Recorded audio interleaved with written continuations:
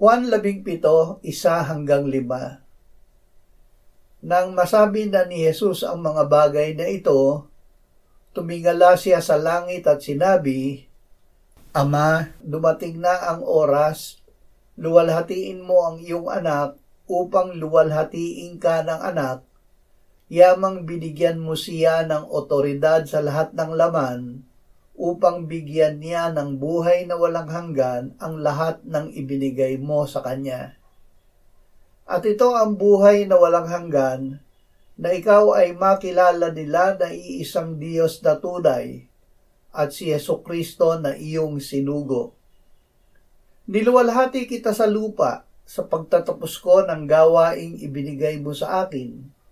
At ngayon, Ama, luwalhatiin mo ako sa iyong harapan ng kaluwalhati ang aking tinaglay sa harapan mo bago nagkaroon ng sanlibutan. Lumago sa pagkakilala sa Diyos.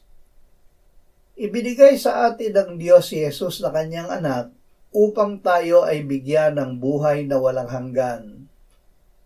Ang buhay na walang hanggan ay ang pagkakilala natin sa iisang Diyos na tunay at kay Jesucristo na kanyang isinugo.